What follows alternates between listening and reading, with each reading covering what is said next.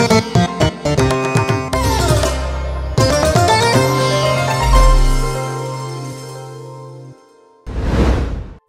প্রিয়জনেরা, প্রভু যীশু খ্রিস্টর নামে আমি সকলকে জানাই অভিনন্দন। কেমন আছেন আপনারা? ভালো আছেন তো? প্রত্যেকটা দিন প্রভু ঈশ্বরের বাক্যকে অধ্যয়ন করা এটা কত একটা আনন্দের ব্যাপার। বিশেষ করে ভোরবেলা উঠে সুন্দর একটা পরিবেশ, সুন্দর একটা সময় ঈশ্বরের আরাধনা করাটা আনন্দের ব্যাপার। এই জায়গাটা খুবই সুন্দর, ঠিক না? গালফ দেশগুলির মধ্যে এটা হচ্ছে ওমান দেশ, জানেন তো? আমি যে জায়গা থেকে কথা বলছি সেটা হচ্ছে মাস্কাট। আরবিয়া সমুদ্রের সামনে আমি দাঁড়িয়ে আছি। জায়গাটা দেখতে খুবই সুন্দর। একদিকে দেখলে দেখবেন একটা সমুদ্র, আবার আরেক দিকে পাহাড়। এমন একটা সুন্দর পরিবেশ থেকে ঈশ্বরের বাক্যকে প্রচার করা আমার জন্য আনন্দের ব্যাপার। আমি খুবই খুশি। চলুন এখন আমরা দেখি ঈশ্বর আজকে আমাদের জন্য কি বাক্য রেখেছেন। আমরা দেখব প্রথম যোহন 3:16। ভালোবাসা যে কি তা আমরা জানি, কারণ খ্রিস্ট আমাদের জন্য নিজের জীবন দিলেন। আপনি হয়তো আজকে মুখ দিয়ে বলছেন আমি ভালোবাসি, এই পদে ভালোবাসার কথাই বলছে। আপনি হয়তো মুখ দিয়ে বলছেন আমি প্রেম করি, কিন্তু কাজে সেটা প্রমাণিত হচ্ছে না, তাতে কোনো লাভ নেই। শুধু মুখ দিয়ে বলছেন প্রেম করি। এমন হলে বলবে তুমি শুধু মুখেই বলো, কিন্তু আপনি যদি তার জন্য একটা গিফট নিয়ে যান তখন প্রেমটা প্রকাশ পায়। শুধু মুখে প্রেম করি বললে এমন কোনো লাভ নেই, আপনার কিছু না কিছু একটা দিতে হবে। এভাবেই প্রেমটা প্রকাশ পায়।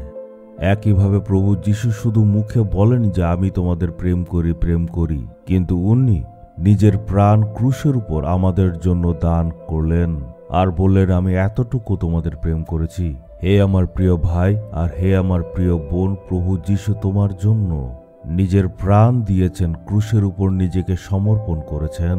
উনি বলেছেন হে আমার ছেলে আর হে আমার মেয়ে, আমি প্রেমের প্রমাণস্বরূপ প্রাণ দিলাম। প্রেম প্রকাশ করার জন্য প্রভু যীশু ক্রুশের উপর নিজের প্রাণ দিলেন। উনি বললেন আমার ছেলে আমার মেয়ে, আমি তোমাদের অনেক বেশি প্রেম করি। সাধু সুন্দর সিং নামে একজন যুবক ছিল। তার বাড়ি ছিল পাঞ্জাব রাজ্যে। সে প্রভু যীশুকে জানলো, তাকে গ্রহণ করলো আর পরিত্রাণ প্রাপ্ত করলো আর যিশুর সেবা করলো। তার অভ্যেস ছিল জঙ্গলে একা যেত আর প্রভু ঈশ্বরের বাক্যকে অধ্যয়ন করত। একবার হয়েছিল যে সে বাক্য অধ্যয়ন করতে যখন জঙ্গলে গেল, তখন দুটো গাছ একসাথে ঘষা খেয়ে পুরো জঙ্গলের মধ্যে আগুন লেগে গেল আর এই জঙ্গলের মধ্যে বিশালভাবে আগুন ছড়িয়ে গেল। ওখানে সে দেখল একটা পাখি একটা গাছের উপর বাসা বেঁধেছিল আর সেখানে তার বাচ্চাদেরকে রেখে সে কোথাও গেল। সেই আগুনটা ছড়াতে ছড়াতে সেই গাছ পর্যন্ত চলে গেল। গাছটার মধ্যে তখন আগুন ধরে গেল। যে ছোট ছোট পাখির বাচ্চাগুলি জোরে জোরে চিৎকার করতে লাগলো আর সাধু সুন্দর সিং বুঝতে পারছিল না কি করবে, কারণ আগুন সেখানে এত তীব্র ছিল। তখন সে বাচ্চাদের চিৎকার শুনে মা পাখি সেই জায়গায় চলে আসলো। সাধু সুন্দর সিং সেই সব ঘটনা দেখছিল। আগুন ছড়াতে ছড়াতে পুরো জঙ্গলের মধ্যে আগুন ছড়িয়ে গেল। আগুন এত ছড়িয়ে গেল সেই জায়গাতে সবকিছু জ্বলছিল। সাধু সুন্দর সিং সেখানে দাঁড়িয়ে দাঁড়িয়ে দেখছিল সে মা পাখিটা সন্তানদের বাঁচানোর জন্য নানা রকমের চেষ্টা করছিল। আগুন এত তীব্রভাবে ছড়াচ্ছিল, সেই মা পাখি সন্তানদের বাঁচানোর জন্য জোরে জোরে চিৎকার করছিল, কিন্তু তাদেরকে রক্ষা করার মতো কেউ ছিল না। তখন মা পাখি কি করলো, নিজে আসলো আর সেই বাসার মধ্যে বসে গেল। সেই আগুনের শেষে সবকিছু ধ্বংস হয়ে গেল।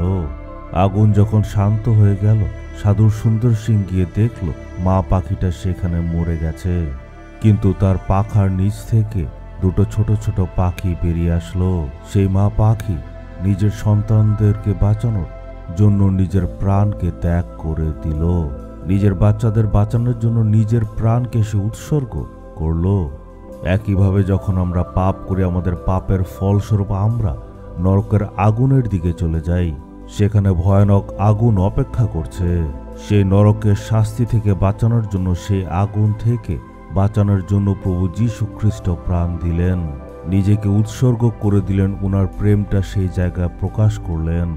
সকল মানুষকে নরকের আগুন থেকে রক্ষা করার জন্য একমাত্র প্রভু যীশুই নিজের প্রাণকে উৎসর্গ করে দিয়েছিলেন। একমাত্র যিশুই আমাদের উদ্ধার করতে পারেন।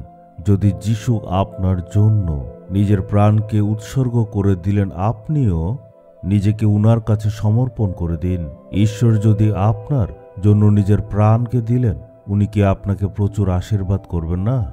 রোগ থেকে উদ্ধার করবেন না? ঈশ্বর কি আপনার সমস্যাগুলো পাল্টাবেন না? আজকে আমরা ঈশ্বরকে বলবো, হে প্রভু, আপনি আমাদেরকে এত প্রেম করেছেন, নিজেকে উৎসর্গ করেছেন, তাই ধন্যবাদ জানাই। আজকে আমিও সেই প্রেমের জন্য নিজেকে অর্পণ করছি। আপনি আমার জন্য নিজের প্রাণ দিলেন, এর মানে আশ্চর্য কাজও আপনি আমার জীবনে করবেন। আপনি আমাকে সুস্থও করবেন। আজকে আমার জীবনে আপনি অলৌকিক কাজ করবেন। প্রভু যিশুর নামে চাইলাম, আমেন, আমেন।